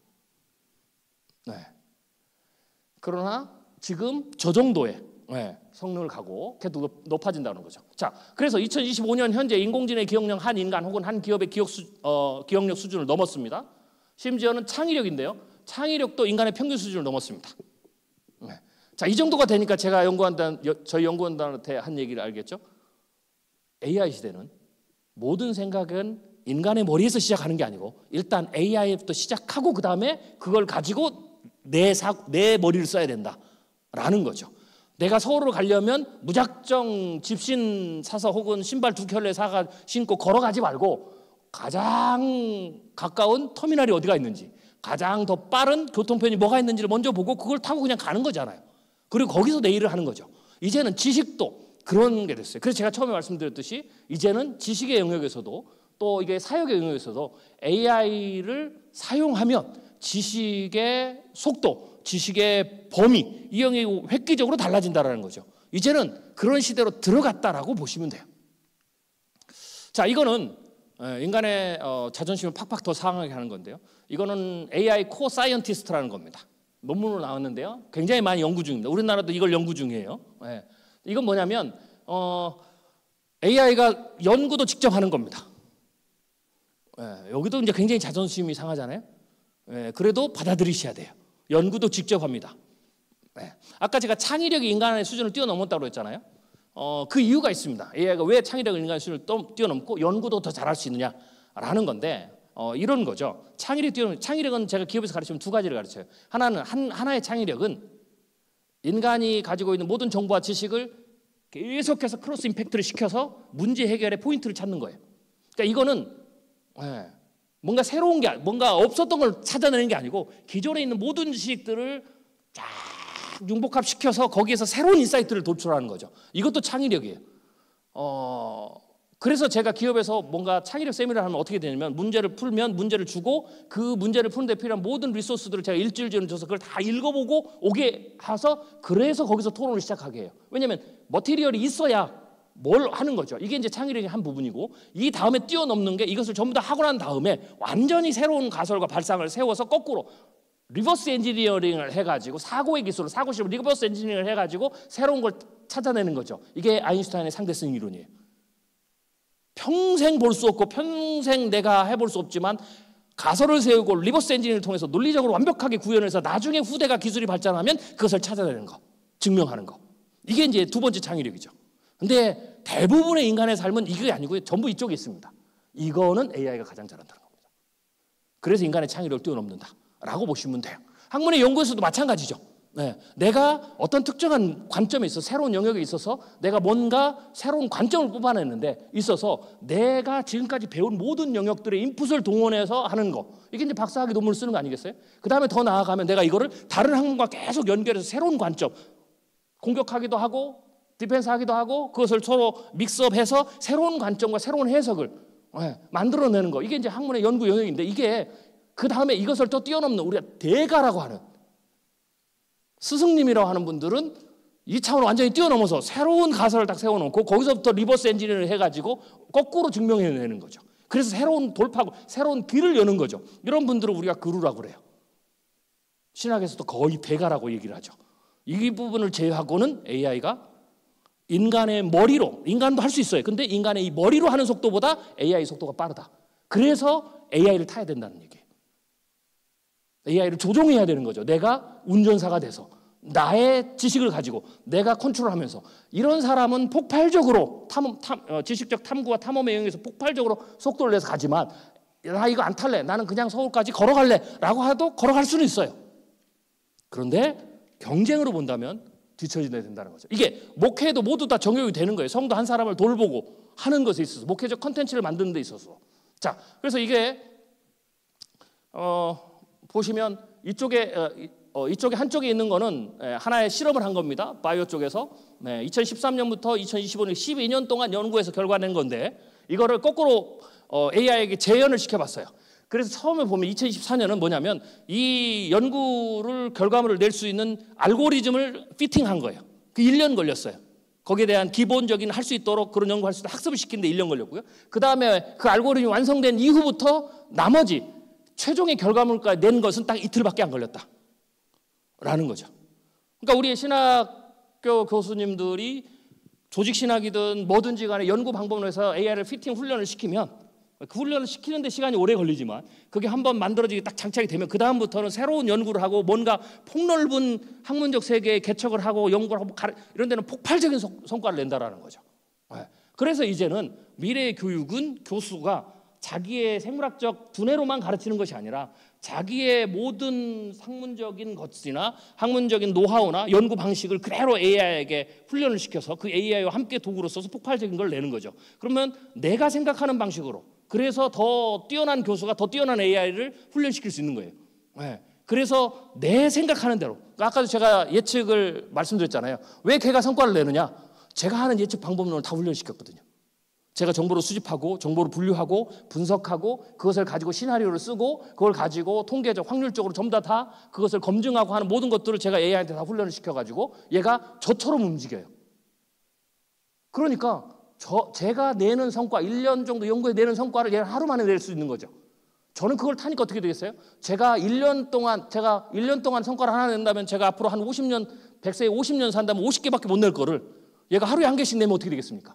제가 1년을 하루처럼 사서 제가 수천 년을 살아서 계속 연구해야만이 내는 업적을 저는 평생 내놓을 수 있죠. 이런 사람하고 어떻게 경쟁이 되겠냐고요. 즉 다시 말씀드리면 AI는 사람을 대체하는 게 아니에요. AI를 사용하게 되면 인간이 100년 만에 했던 것을 1년에 이루게 되고 이런 성과가 나타난다라는 거죠. 목회도 마찬가지죠. 목회자가 자기의 물리적 한계 때문에, 시간의 한계 때문에, 재정의 한계 때문에, 아이디어 한계 때문에 더 나아가서는 부교육자를 구할 수 없는데 이제 저희 팀들이 만들고 있는 게 AI 전도사거든요. 네. 부교육자 못 구하잖아요. 저희 총신의 신학생들도 50%밖에 사역을 안 해요. 지방은 제가 지방에 갔더니 목사님들이 그걸 물어보시더라고요. 이제 부교육자, 교육전사, 청년부 사역자 못 구한 건 두 번째고 이제 부목사도 안 오잖아요. 그래서 이게 얼마큼 갈 것 같습니까? 라고 질문을 많이 하셔요. 그래서 제가 그랬어요. 앞으로 한 20년 갈 거라고. 기대하지 마시라고. 지금은 서울의 외곽 지역도 교육전사 못 구합니다. 네. 이게 인구학 구조점이에요. 즉 사람, AI 말고 사람의 인구학적, 거기에 종교, 한국 사회의 종교 어떤 변화라든지 이런 것들을 바라봤을 때는 못 구한다라는 거죠. 그럼 제가 물어봤어요. 못 구하면 어떻게 할 겁니까? 못 구하면 첫 번째 뭔지 아세요? 사역을 포기합니다. 주일학교 없애고, 청년부 없애고, 사역이 없으니까. 사역자가 없으니까. 그럼 교회 사역이 죽죠. 아니면 평신도를 트레이닝 시켜서 그 역할을 담당하게 하죠. 근데 문제는 평신도는 어떻게 돼요? 전문가가 아니잖아요. 불안불안하게 해야 되는 거죠. 그러니까 이런 부분인데 AI를 활용해서 그 부분을 바꿀 수 있다라는 거죠. 자, 이건 어떤 거냐면 AI 직원을 만든 겁니다. 그래서 미국에서 이미 시작이 됐어요. 이건 이제 에이전트라, 지금 올해부터 나오는 에이전트인데요. 네. 그러면 에이전트가 사람의 특별한 일, 에이전트는 일반적인 챗봇하고 다른 게 워크플로우를 만들어가지고 내가 특별한 하나의 목적이 있으면 목적을 주면 거기에 대해서 스스로 설계부터 해서 마지막 결과까지 쭉 자기가 알아서 전체를 자동으로 해서 태스크를 끝내는 거예요. 그게 이제 에이전트 개념인데 그 에이전트를 만들어서 올린 겁니다. 그러면 어떻게 됩니까? 취업할 때 사람을 뽑을 거냐, 에이전트 뽑을 것이냐, 이런 시대가 되는 거죠. 자, 이렇게 발전하면서 샘 올트만이 뭐라고 그랬냐면 수천년안에 초지능이 등장할 수 있다라고 얘기를 했습니다. 지금의 AI는 제가 인간의 역량으로 분류를 한 건데 지성, 이성, 감성, 도덕성, 영성, 분별력, 전략, 수립, 통찰력, 이게 이제 인간의 역량의 매트릭스인데요. 여기서 봤을 때 현재 제가 빨간 수를 쳐놓은 이 정도가 현재 역량입니다. 그 이후로는 계속해서 그 역량이 발전하겠죠. 자, 이제 이쯤 오면 두렵죠. 자, 칼빈의 작품에 나오는 겁니다. 의지의 속박과 자유라는, 우리 은퇴하신 박건택 교수님이 번역하신 건데요. 이 책에 이 112페이지에 이런 얘기가 나옵니다. 종교학자 칼빈은 하나님은 친히 창조하신 세상을 책임지고 있고 자신의 능력으로 자연세계의 일들을 유지해 나갈 뿐만 아니라 인간의 마음을 통치하시고 자기의 선택과 일치하도록 이러저러한 모양으로 그들의 의지를 굴복시키고 그들의 행동을 지시하는 분이다. 그래서 그들은 하고자 하는 일이 무엇인지 간에 결국에는 하나님이 정하지 않는 어떤 것도 행하지 않는다. 따라서 거의 확실하게 우연처럼 일어나는 것처럼 보이는 것들이 사실은 필연적으로 일어난다. 그것들 스스로의 내재적인 속성에 의해서 일어나는 것이 아니라 영원하고 지속적인 하나님의 목적이 주권적으로 그들을 통치하고 있기 때문에 일어난다라는 말을 했습니다.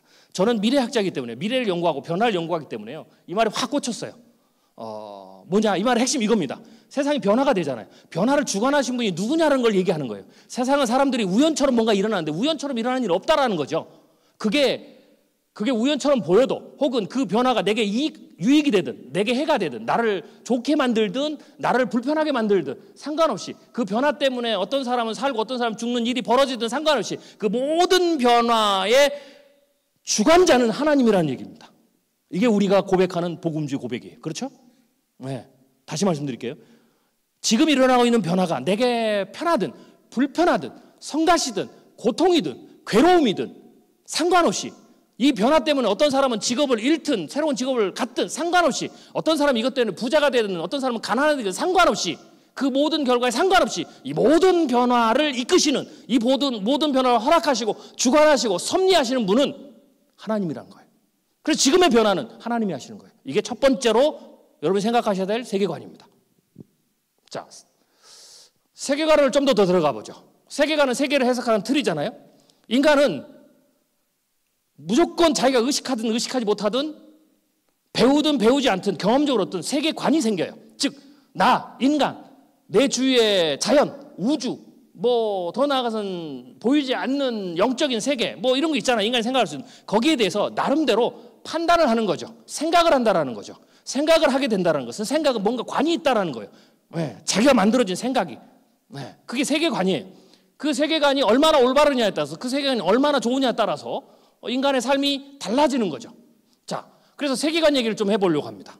뭐 제가 세계관 전문가는 아니에요. 그런데 나름대로 가장 기본적인 걸 가지고 얘기를 해보겠습니다. 자, 세계관 논쟁에서의 질문들이 있습니다. 사람의 본래 타고난 성품은 무엇인가? 보통 이제 이런 논쟁을, 이런 질문을 빅퀘스천이라고 그래요. 빅퀘스천. 자, 빅퀘스천 하나 던져보죠. 사람의 본래 타고난 성품은 무엇인가? 라는 질문이 있어요. 여기에 세계관이 대표적인, 수많은 세계관이 있지만 대표적인 세계관이 세 개가 있습니다. 하나는 성선설, 또 하나는 성악설, 그리고 또 하나는 성무선악설. 질문에 대답하지 않으셔도 됩니다. 이 세 가지 중에 기독교적 세계관은 뭡니까? 대답하지 않으셔도 됩니다. 네, 세 가지 다 기독교적 세계관이 아닙니다. 이게 기독교적 세계관이죠. 인간은 죄인이다. 하지만 예수를 믿으면 의인이라 칭해진다. 이게 사람의 본래 타고난 성품은 무엇인가라는 이 세계관적 질문에 성경이 말하는 틀이에요. 앞에 성선설, 성악설, 성무선악설은 이 정답인 성경적 세계관, 진리인 이것의 그림자일 뿐이에요. 일부만 보고 얘기하는 거죠. 자, 두 번째 세계관입니다. 사람의 근원은 무엇이냐라는 질문이 있어요. 여기도 세계관이, 대표적인 세계관이 둘이 있습니다. 사람의 근원은 첫 번째 물질이다. 그래서 어디냐? 정신까지도 물질이다. 그래서 고대 원자론, 데모크리토스, 유물주의 뭐 이런 게 나와요. 그 다음에 반대에 있는 게 정신이죠. 물질도 있지만 인간의 1차 근원은, 가설로는 마지막 근원은 비물질이 있다라는 거죠. 이게 이제 정신이라는 겁니다. 사람의 근원은 무엇인가? 역시 대답하지 않으셔도 됩니다.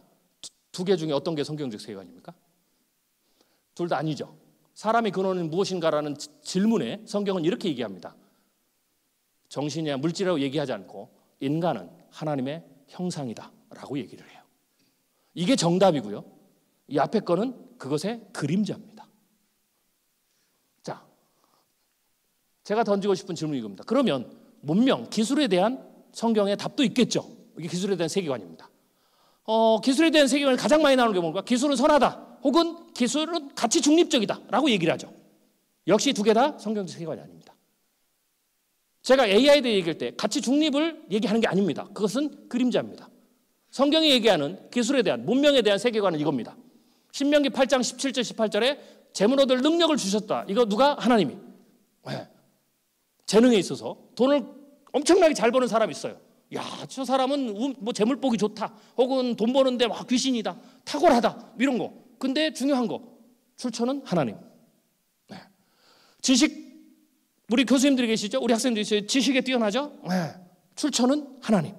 내가 아무리 공부를 많이 해도. 네. 출애굽 35장 31절에 보면 이렇게 나옵니다. 이게 성막을 짓는 사건입니다. 네. 여기 나오죠. 주어는 하나님의 영입니다. 하나님의 영이 기술을 고안하게 하시고 여러 가지 정교한 일을 하게 하시고 감동시키사 가르치게 하시며 지혜로운 마음을 그들에게 충만하게 여러 가지 일을 하시되, 심지어는 조각하는 일, 세공하는 일, 청색, 자색, 홍색실과 가는 배실로 수놓는 일, 짜는 일, 그 외에 여러 가지를 하게 하시고 정교한 일을 고안하게 하셨느니라. 주어가 하나님의 영. 즉 성경은 분명히 얘기합니다. 기술, 누군가 뭐 새로운 기술을 개발했어요. 혹은 내가 태어나면서 재주가 있어요. 나는 운동신경이 있고 손재주가 좋아. 만들기를 잘해. 시를 잘 짜, 배를 잘 짜, 그림을 잘 그려. 물론 내 재능이겠죠. 그런데 성경의 세계관은 어떻게 돼요? 그걸 내 재능이다 이렇게 보지 않고, 우리의 성경적 세계관은 그게 나의 재능이지만 그것은 하나님이 주신 은혜의 선물이고 출처는 하나님이다. 심지어는 그게 내가 손재주가 좋아도, 노래를 잘해도, 심지어는 술을 잘 놔도, 그림을 잘 그려도, 내가 책을 공부를 하면 남들은 10번 읽어야 되는 건 나는 한 번 읽어도 이해가 되는 것은 내 재능이지만 그것은 선물이고 출처는 하나님. 이게 성경적 세계관이고 성경적 문명론, 기술론의 가장 근본입니다. 자, 그러면 AI는 많은 분들이요, 기술을 접할 때 이런 겁니다. 뭔가 새로운 법칙이나 기술들이 경건한 사람들이 만들었다. 그러면 쉽게 받아들여요. 왜? AI를 여러분 교회 담임 목사님이 개발했다고 보세요. 뭐 할렐루야죠. 뭐 그걸 뭘 따져요, 그죠? 열심히 써야 되고, 그죠? 널리 보급해야 되고. 왜? 그렇잖아요.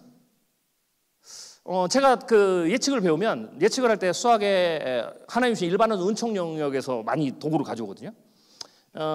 통계와 확률을 많이 써요. 확률 예측할 때 확률을 많이 쓰거든요. 확률의 개념 중에 제가 공부를 해보니까 제가 너무 감동받은 기법 기술이 수학적 확률의 그 법칙이 있어요. 뭐냐? 베이지안 기법이 있어요. 베이지안 기법은 뭐냐? 간단한 거예요. 사람이 뭔가를 예측할 때 기존 정보를 가지고 예측을 해요. 이런 거죠. 여러분들이 다 베이지안 기술은 수학적으로 표현을 못해도 다 베이지안 예측을 다 하고 계세요. 학문이 별것도 아니에요. 이미 있는 걸 그냥 발견한 것뿐이에요. 정의한 것뿐인데 여러분들 다 베이지안 기법을 쓰고 있어요.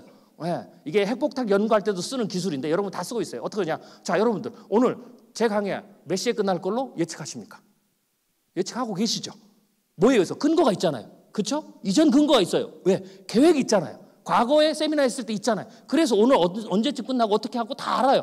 그런데 하다 보니까 사람은 세상은 변하잖아요. 제가 강의를 막 하다 보니까 박사님 일찍 끝낼 것 같아. 그러면 2차 정보가 오죠. 그러면 기존 정보하고 지금 새로운 정보하고 조합을 해서 다시 예측 조정하죠. 이게 베이지안 기법이에요. 간단하죠? 네. 사람 예측은 그렇게 해요. 근데 이 베이지안 기법에 제가 큰 감동을 받았던 게 뭐냐? 이거를 만드신 분이 목사님이에요. 이 베이지안 기법을 찾아내신 분이 갑자기 사랑스러워지죠. 네.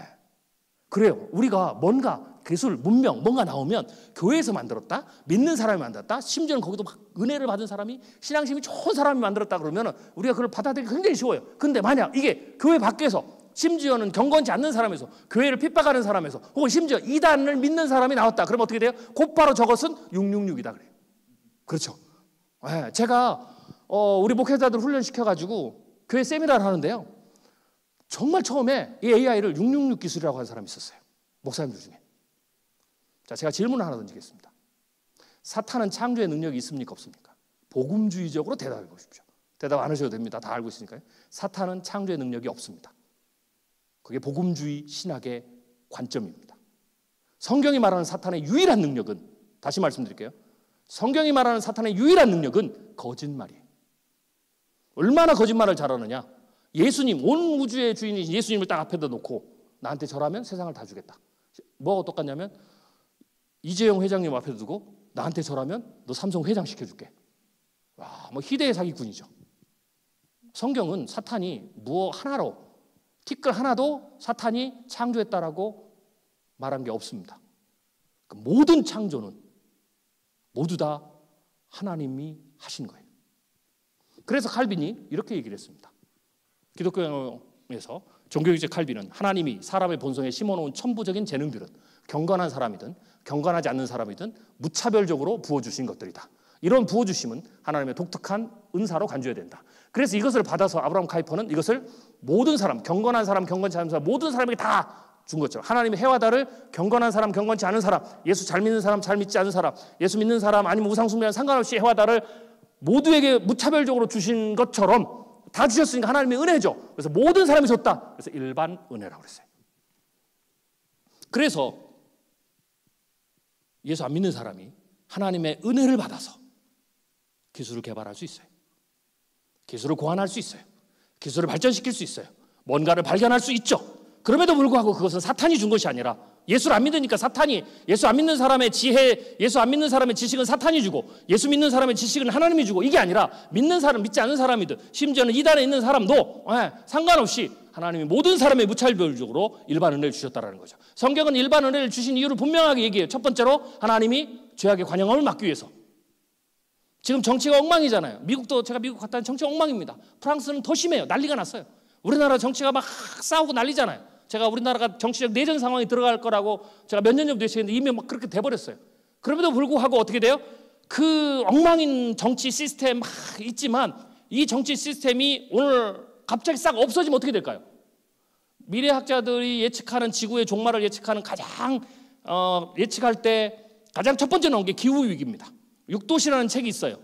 지구 온도가 6도씨, 산업주의 이후로 6도씨가 평균이 오르면 지구가 사람이 살 수 없는 것으로 바뀝니다. 그런데 마지노선은 3도씨예요. 왜? 3도씨까지 가면 4, 5, 6도는 그 다음에 자동으로 올라가거든요. 그런데 지금 산업주의 혁명이 1.5도가 올랐어요. 그래서 지금 굉장히 지금 심각한 수준이에요. 거기서부터 기후위기를 얘기하고 탄소 감축을 얘기하는 거예요. 그런데 그것이 지금 나타날 수 있는 가장 첫 번째, 지구 종말 얘기하면 가장 첫 번째인데, 그것이 되기도 전에 정부가 사라지면, 정치가 사라지면 어떻게 돼요? 무정부 상태가 되면 제가 보기에는 인간의 죄의 관영함 때문에 일주일 안에 세상이 절단날 거예요. 그게 LA 폭동이에요.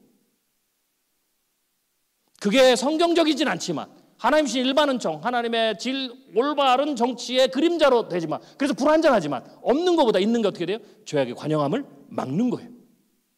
두 번째로는 하나님이 사람을 불쌍히 여기셔서 준 거예요. 코로나 때 우리나라 사망자가 적었어요. 어느 정도냐? 독감이, 계절성 독감이 있는데 그 계절성이 가장 강력했을 때 수준의 사망자밖에 안 나왔어요. 미국은 수십만 명이 나왔지만 그 이유는 뭘까요? 두 가지예요. 하나는 치료제, 또 하나는 백신. 보통 백신은 개발하면 10년 걸려요. 물론 이머전시 할 때는 임상을 줄이죠.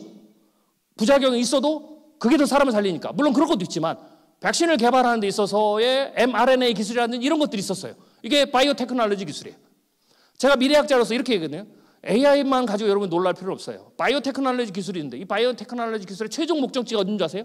하나님이 만드신 생명체의 설계도에 접근해서 그것을 조작하는, 매니플레이션 하는 거예요. 새로운 생명체를 만들거나 아니면 병을 고치거나. 나노 기술의 최종 종착점이 뭔지 아세요? 하나님이 만드신 물질의 설계도에 들어가서 원자의 구조를 바꿔서 없었던 물질을 만들거나 물질의 형태를 바꾸는 거죠. 설계도 접근. 유전자도 인간의 유전자에 접근하는 거죠. 그게 기술의 종착지예요. 제가 보기에는 AI보다 그게 훨씬 더 사학스럽죠. 그럼에도 불구하고 그 지식은 출처가 하나님이에요. 왜? 하나님 사람을 불쌍히 여기셔서. 그 기술 덕택에 여기에 계신 절반 분이 지금 살아계신 거예요. 코로나 때 돌아가시지 않고. 100년 전에 스페인 독감은 거의 비슷한 이유인데 어마어마한 사람이 죽었어요. 세 번째는 하나님이 이걸 주신 것은 이 기술을 가지고 어떻게 돼요? 하나님을 찬양하고 하나님을 발견하고 하나님께 영광을 돌리기 위해서. 이게 하나님이 문명을 주신 이유입니다. 그런데 문제는 이게 일반은총인데 이게 죄악된 본성에 있으니까 그렇게 안 가죠. 그래서 이거 보면 온갖 좋은 은사와 온전한 선물이 하나님께 왔다, 이거 많이 있죠. 자, 그런데 이거를 또 하나의 하나님이 주신 게 있어요. 이건 일반적으로 주신 거고 교회에만 특별히 주신 사명, 은혜가 있죠. 이것을 우리가 특별은총이라고 얘기하죠. 특별한 은혜. 이게 두 가지가 있어요. 하나는 예수 믿으면 구원을 얻는 구원의 대명령. 또 하나는 창세기 나오는 문화대명령이죠.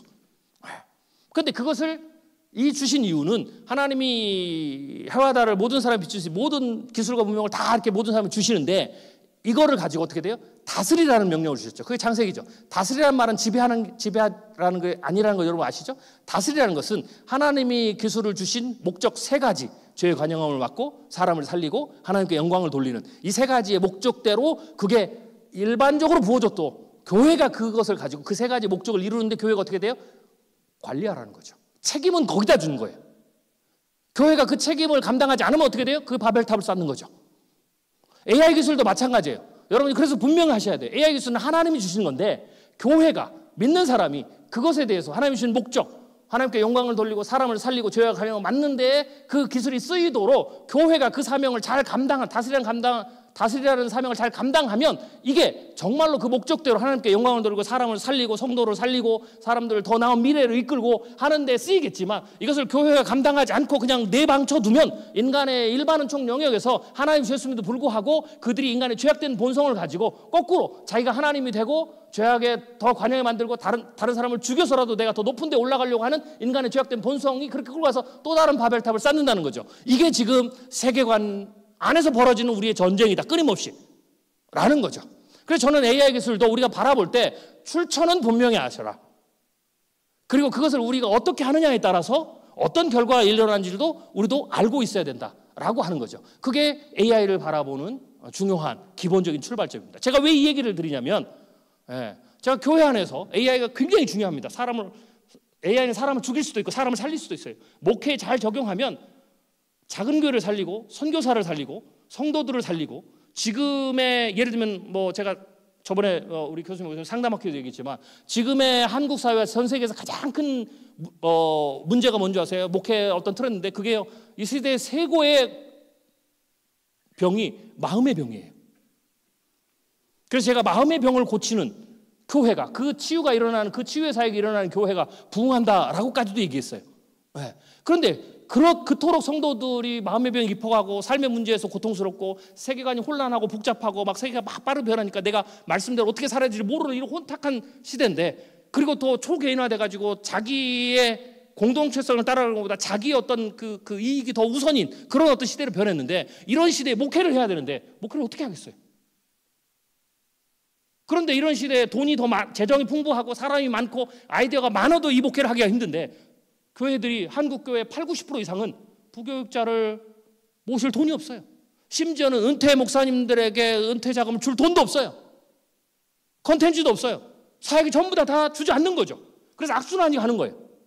이러한 부분에 있어서 AI를 잘 쓰면 우리가 잃어버렸던 사역들을 회복시킬 수 있는 거죠. 물론 AI는 처음 기술이니까 어떻게 운전하느냐 굉장히 중요해요. 그래서 우리가 직접 써보면서 이것의 양날의 검이니까 이것의 위험성을 미리 알아서 성도들은 그 위험하게 쓰지 못하도록 가드레일을 치고 학교에서도 마찬가지고 벌써 위험이 나타나잖아요. 그죠? 학생들도 AI로 그냥 쉽게 가잖아요. 그죠? 원래 그렇게 가게 돼 있어요. 누군가가 가드레일을 안 쳐주면 올바른 사용 방법을 가르쳐주지 않으면 그게 이제 굉장히 중요한 거죠. 그렇지 않으면 이제 그런 인간의 죄악된 본성이 거기에 타면서 나타나는 거죠. 그런데 제대로 쓰면 목회에서 큰 변화와 사역을 할 수 있다라는 거죠. 그래서 AI는 목회에서도 놀라운 변화를 일으킬 수 있다라고 얘기를 할 수가 있는 겁니다. 2020년 AI 트렌드를 말씀을 드리겠습니다.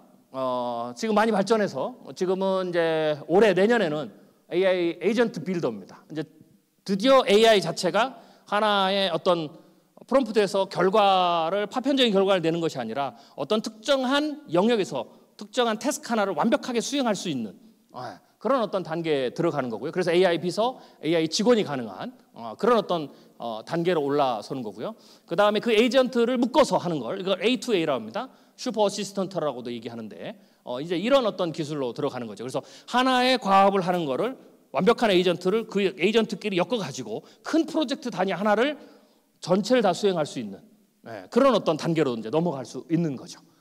그리고 또 다른 것은 이제 니어 인피니티 메모리입니다. 이게 이제 AI의 초개인화인데 내가 AI를 트레이닝 시키거나 계속 쓰게 되면 AI가 나의 어떤 패턴 습성들을 알아서 나에게 맞는 답들을 가장 우선적으로 꺼내주는 그런 어떤 거고요. 그 다음에 엣지 AI가 내년에 유행한다라고 보시면 됩니다. 그리고 AI 때문에 조직도 바뀝니다. 조직의 변화인데요. 과거에는 커맨드 라인에서 조직이 하이어라키로 돼 있는데 이제는 하이어라키가 아니라 팀이죠. 커맨드 오브 팀, 그러니까 팀 사역, 수평적 사역 이렇게 됐는데 이제는 다시 그게 그게 바뀌어가지고 팀이 끊임없이 계속 바뀌는 그러면서 그 팀 중심에 AI가 들어가는 즉 AI와 인간이 같이 협업해서 팀을 이루고 과업을 수행하는 그런 연구도 마찬가지고 학습도 마찬가지고 사역도 마찬가지고 그리고 어떤 특정한 그게 프로젝트 끝나면 다시 팀을 구축하는 그런 어떤 단계로 지금 조직은 변화된다라고 보시면 됩니다. 네, 이건 제가 좀 넘어가고요. 제가 한 10분 정도 남았는데요. 마지막으로는 제가 뭐 좀 더 핀포인트 된 거 이따가 이제 토론을 하면서 좀 이야기를 하겠지만 설교에 대한 얘기를 좀 제가 목사님들께 많이 드립니다. 교회에서 가장 민감하고 또 가장 먼저 적용이 되고 이미 또 그렇게도 하고 계실 거라고 생각이 되는데 AI 시대에 설교를 가지고 교회 사역에 어떤 변화가 일어날지에 대해서 몇 가지 좀 아이디어를 좀 나눠보겠습니다. 성경이 없었던 시기가 있었습니다. 그렇죠? 일단 이제 십계명을 받았고요. 그리고 그 다음에는 그 성경을 구전으로 전해지다가 그 다음에 파피루스가 나오면서 성경을 기록했죠. 기록의 시대로 가죠. 그리고 종이가 나오면서 훨씬 더 많은 사람들이 성경의 기록본을 볼 수 있는 그런 시대로 되었습니다. 그 다음에는 번역이 나왔죠. 그래서 성경을 헬라 히브리어를 라틴어 성경으로 번역을 하고 그리고 인쇄술이 발명되면서 라틴어 성경을 인쇄하고 또 각자의 독일어 성경도 인쇄해서 더 많은 사람들이 성경을 보게 됐죠. 자, 그런데 자, 다시 거슬러 올라가세요. 도구가 전달 매체가 바뀐 거죠. 구전에서 파피루스 기록했을 때 심각한 저항이 있었을 겁니다. 파피루스에서 종이로 필사를 해서 떠서 사람들에게 나눠준다. 네. 원본 진위부터 시작해서 결사적인 저항이 있었을 겁니다. 가장 역사적으로 가장 큰 저항은 이거였죠. 라틴어 성경을 감히, 네, 뭐 이것도 마찬가지인데요. 감히 수준이 낮다고, 그들의 수준이 낮다고 생각하는 야만인의 언어로 번역을 해서 그것을 또 감히 사제들만 봐야 되는데 일반 성도가 자기 언어로 그것을 본단 말이야. 심각한 저항이 일어났죠. 참고로 우리가 잘 아는 대로 그렇게 심각한 저항을 했던 교회는 망했습니다. 우리는 그렇게 심각하게 저항하고 반이단적이라고 하고 불경건한다고 얘기하는 그 하나님이 주신 은혜, 문명 덕택에 우리 개혁교회에 있는 겁니다. 그리고 그 다음에도 한글로도 번역이 되고요. 이거는 문화적인 장벽을 뛰어넘은 겁니다. 이렇게 생각하지 않으시겠어요? 우리는 지금 당연하죠. 감히 어떻게 불경건하게 한글로 성경을 번역해? 이 생각이 없었을까요? 베드로가 이방인에게 복음을 전하니까 난리가 났는데. 그 다음에 주석이죠.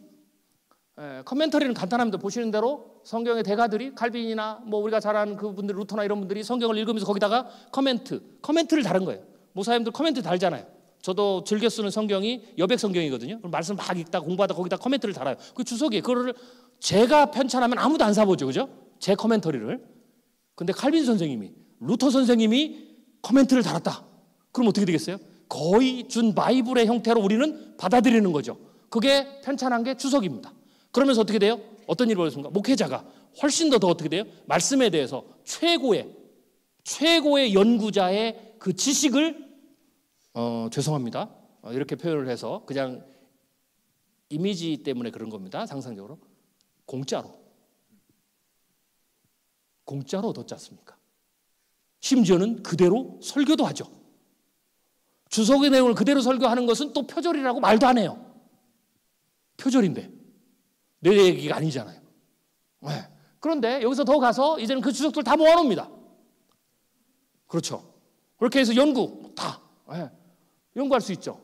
그 다음에 자 AI가 나온 겁니다. AI는 설교적 관점에서 이렇게, 이게 전부가 아닌데 이렇게도 볼 수 있습니다. AI는 그래서 제가 여러 가지 비유가 있는데요. AI는 학문적인 측면에서 제가 이렇게 표현합니다. 목사님들한테는 살아있는 거대한 도서관이다. 한번 그렇게 생각해 보세요. 제가 책에 한 2만 권 정도가 있었는데요. AI 시대가 되면서 전부 다 기증을 했어요. 50년 동안 그 2만 권을 다 짊어지고 가려니까 저희 아내한테 너무 미안해가지고요. 그것도 있었고. 굳이 제가 그걸 보관료로 생각해 보니까 그 보관료가 연간 들어가는 게 수백만 원인데 필요한 책은 그때그때 차라리 그 돈으로 사보고 또 기증해도 되겠더라고요. 그리고 어차피 제가 보지도 않잖아요. 그죠? 여러분 도서관에 여러분 서재 책 있죠? 안 보시잖아요. 교수님들 방에 가면 책 많은데 죄송합니다. 교수님을 뭐라고 한 게 아니고 우리가 잘 안 봅니다. 저도 교수님 안 보거든요. 왜요? 왜 안 봐요? 이런 거 다 있는데 굳이 그걸 왜 봅니까? 그죠? 전자도서관 다 있고 피디오 다 있고. 그렇죠. 바뀐 거예요. 그런데 만약에 이렇게 보는 거죠. 도서관이 있는데 전 세계에 있는 모든 데이터가, 모든 지식이 전부 집결돼서 순식간에 그 책에 그게 모두에게 다 주어졌다. 이게 AI입니다. 그런데 AI가 그것만 주어진 게 아니고 내가 질문하면 최고의 사서들이 모든 분야별로 다 있어요.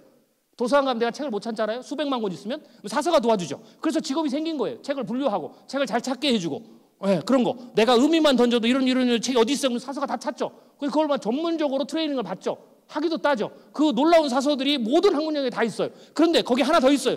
큐레이터가 더 있어요. 모든 학문 영역의 큐레이터. 그래서 사서가 있는데 엄청난 도서가 전 세계에 있는 모든 자료가 다 있는데 거기에 모든 사서 최고의 사서가 있고 그 사서 옆에 큐레이터가 있어서 내가 물어보면 칼빈에 물어보면 정확하게 찾아오고 순식간에 초단위로 찾아오고 그것을 설명도 해줘요. 큐레이터처럼. 이게 AI입니다. 그래서 제가 거대한 살아있는 도서관. 목회자가 설교를 할 때는 AI를 설교문을 써줘 이게 아니라 많은 사람들이 오해가 그거 있네요. 물론 써주죠. 근데 해보셔서 알겠죠? 별로 안 좋아요. 네. 최고의 방식은 AI를 살아있는 도서관으로. 또 이렇게 돼요. 제가 목사님들이 얘기하거든요. 목사님들이 평생 프로페셔널 이런 거잖아요. 네. 제가 닥터 논문을 쓸 때 여러분들 닥터 논문을 쓰시죠. 닥터 논문의 가장 본질적인 게 뭐냐? 제가 닥터 경영학 박사를 쓸 때 우리 교수님 그러셨어요. 가장 첫 번째 주의해야 될 것. 세계적으로 유명한 논문을 쓰려고 하지 말아라. 그거는 네가 박사 되고 난 다음에 하는 거다. 계속 얘기하시더라고요. 근데 우리는 논문을 쓸 때 어떻게 돼요? 내 논문이 세계적인 논문이 돼야 돼. 나 이 논문 한 편으로 어떻게 돼요? 나는 하버드대, 서울대, 나는 교수로 갈 거야. 이거 절대 안 됩니다. 그 수준이 안 돼. 그래서 하지 말아라. 그리고는 뭐라고 합니까? 박사 논문은 가장 중요한 게 박사급, 박사는 전문가잖아요. 어떤 특별한 연구, 신학이면 신학 연구의 최고의 전문가들이 서로 인정할 수 있는, 누구나 쉽게 인정할 수 있는 그 연구 방법론을 배우는 거예요. 그 방법론으로 하나의 연구를 해보는 거죠. 이게 박사 논문입니다. 그래서 방법론이 굉장히 중요합니다. 그래서 표절도 하면 안 되고, 그 다음에 자간도 맞춰요. 다 그렇게 해야 되는 거예요. 모든 게 연구 방법론도 다 있고요. 그리고 내 생각을 쓰면 안 돼요.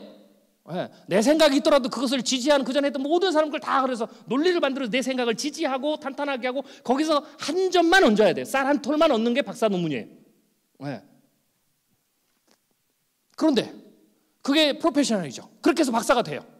전문가로 갔어요. 그럼 이제 전문가라는 거죠. 그럼 이제 목사는 어떨까요? 모든 전문가는 그걸 얘기를 하는 거예요. 그래서 박사 논문 때는 어떻게 되냐? 리터러처 리뷰나 내가 쓸 때는 무조건 원문을 써야 돼요. 1차 번역본, 2차 번역본도 안 돼요. 그래서 제가 라틴어를 공부했던 거예요. 그런 거죠. 자, 그래서 그게 전문가예요. 그러면 목사는, 설교자는 설교의 전문가잖아요. 그럼 전문가의 가장 기본이 원 리소스를 봐야 되는데 제가 목사님도 그랬어요. 헬라어로 설교 준비하십니까? 히브리어는 원문을 봐야죠. 한글 개정 성경이 최고로 뛰어난 번역서는 맞지만 전문가라면 원문을 봐야죠. 박사 논문에서 그 번역본 쓰면 통과 안 됩니다. 그렇죠? 전문가가 아니니까. 그런데 우리가 언어의 한계 때문에 어떻게 돼요? 그걸 뛰어넘지 못했죠. 이제는 이 도구가 언어의 한계를 뛰어넘게 해주는 거죠. 또 설교를 해요.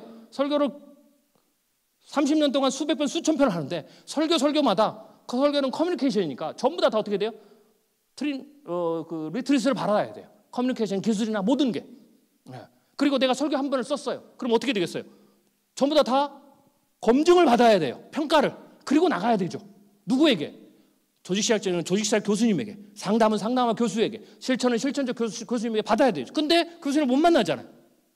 근데 만약에 거꾸로 제가 이렇게 얘기했어요. 목사님 평생 설교하시는데 설교할 때마다 최고 수준의 조직신학 교수가, 최고 수준의 상담학 교수가, 최고 수준의 실천신학 교수가, 최고 수준의 교육학 교수가 목사님 설교 한 편마다 계속해서 설교를 기획할 때에도 자문을 주고 설교 내용에도 자문을 주고 평가도 해주면 그런 자문단을 무료로 꾸려서 평생을 하신다라고 가정해보라고 그랬죠. 그게 AI입니다. 그래서 AI는 설교를 써주는 게 아니라, AI는 연구를 대신해 주는 게 아니라 최고의 지성이, 최고의 자료로, 최고의 학습 도구를 가지고 한 사람이 연구를 하거나 말씀을 준비하거나 뭔가 사역을 할 때 최고의 전문가들의 도움을 받아서 나의 부족한 지식과 지혜와 능력과 재정과 아이디어를 도움받아서 내가 최고의 사역을 할 수 있는 하나의 길이 열린 겁니다. 다시 말씀드립니다. 이것을 무조건 해야 AI 시대는 올바른 목회다라는 게 아니고 이제는 그 길이 열린 거죠. AI를 사용하지 않아서 연구해도 되는데 그래도 이제 새로운 길이 열린 거죠. 선택은 여러분에게 달려있다라는 거죠. 근데 분명한 것 하나는 퍼포먼스 차원에서 영적인 걸 얘기하는 게 아닙니다. 퍼포먼스 차이에서 사용하는 것과 사용하지 않는 것은 분명한 차이가 있다라는 거죠. 그게 필요한 때는 반드시 모든 곳에 필요한 게 아닙니다. 모든 성도에게 필요한 게 하다라고 얘기하는 게 아닙니다. 필요한 곳에서는 그러한 도구를 사용하는 것은 반드시 하는 게 좋다. 그게 필요하지 않은 경우도 있습니다. 그렇죠? 왜냐하면 기술이 아무리 발달했다고 해서 전부 다 전자 디지털로 가진 않잖아요. 때로는 사람을 살리는 게 앤틱하고 기술을 빼고, 그렇죠? 그 다음에 스킬을 빼고 정말로 마음과 마음으로 부딪힐 때에 사람을 살릴 수도 있어요. 그 영역이 분명히 존재합니다. 중요한 것은 이제는 우리에게 더 나은 도구들이, 더 다양한 도구들이 있기 때문에 이제는 교회 사역도 또 학문적인 영역에서 그러한 부분에 있어서 우리가 다양성을 가지고 사용하는 게 필요하다. 그리고 그래서 목회는 그런 것들을 해서 종합예술이다라고 하는 거죠. 그런 측면에서 AI가 한국교회에 영향을 줄 부분이 충분히 있고 상당히 많고, 이렇게 바라본다면 모든 영역에 영향을 줄 수 있다라는 겁니다. 그리고 다시 한번 정리를 해드리지만, AI가 사람에 따라 다르겠죠. 양날의 칼이니까. 경건치 않는 사람에게 AI가 주어지면 이미 그게 시작됐습니다. 중국을 보세요. AI로 CCTV에 전부 AI를 달아서 전인민을 감싸고 선교사를 쫓아냅니다. 그래요. 이게 이 하나님 주신 일반은 총이지만 경건치 않는 사람의 손에 들어갔을 때 그 본래의 목적을 이루지 못하는 것도 이미 드러납니다. 그럼 그걸 어떻게 해야 될까요? 우리가 경건한 사람들이 똑같은 도구를 가지고, 혹은 그보다 더 나은 도구든지 그 도구를 안 쓰더라도 그러한 부분은 어떻게 돼요? 우리가 다스려야 되겠죠. 새로운 전략이 나와야 되겠죠.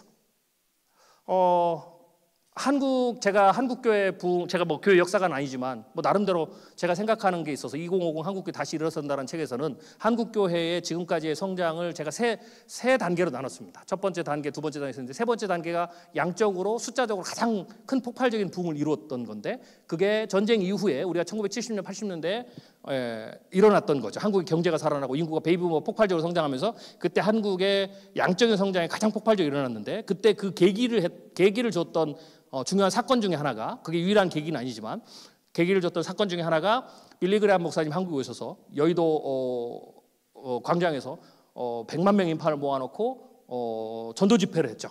그게 굉장히 중요한 상징적인 그리고 트리거 역할을 했습니다. 오정혜 목사님이 언제 그런 얘기를 하시더라고요. 빌리 그레이엄 목사님이 돌아가실 때가 돼서 찾아갔답니다. 그리고 한국교회에 대해서 한국교회가 뭐가 필요하느냐, 살아나기 위해서. 그래서 물으셨답니다. 그랬더니 빌리 그레이엄 목사님이 이렇게 마지막 유언처럼 얘기하셨대요. Pray, much pray, more pray. 그게 빌리 그레이엄 목사님이 한국교회를 위해 준 유언과 같은, 한국교회에 지금 추락하고 있는, 세속화되고 있는 한국교회를 위해서 준 마지막 메시지입니다. Pray, much pray, more pray. 이런 말씀을 하신 굉장히 영적인 지도자, 그분이 미디어의 가장 탁월한 사용자셨습니다. 빌리 그레이엄 목사님의 전도 사역의 가장 중요한 도구 중에 하나를 꼽으라면 미디어 전도였습니다. 균형이 중요한 겁니다. 저는 AI만 쓰고 기도하지 말라 이 얘기 아닙니다. 별개를 지금 얘기하는 겁니다. 이렇게 하면 또 이렇게 오해하시는 분이 계세요. 왜?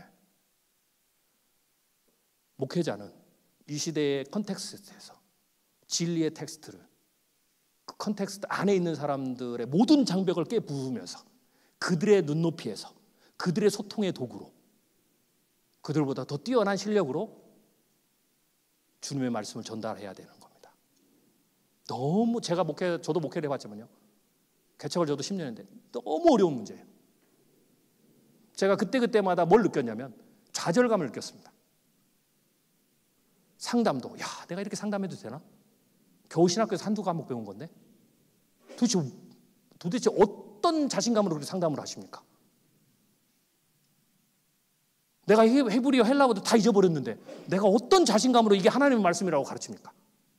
제가 좌절한 게 너무 많았어요. 저의 능력의 부족함 때문에. 그때마다, 그렇지만 하나님께서 그때마다 우리의 부족함을 채우고 도울 수 있는 일반 은총을 주십니다.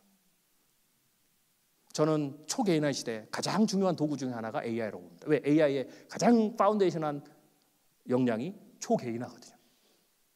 그래서 그런 측면에서 여러분들이 AI를 바라보시고 동시에 그것도 잘 쓰시면서 기도도 열심히 하시고, 그래서 여러분의 목회에 AI를 통해서 우리의 선배 목사님들이 능력이 부족하고 돈이 없고 사람이 없어서 못했던 사역들을 다시 우리가 끌어내서 복원해서 우리가 할 수 있는 그러한 길이 열렸다 정도만 오늘은 이해하시면 될 것 같습니다. 감사합니다.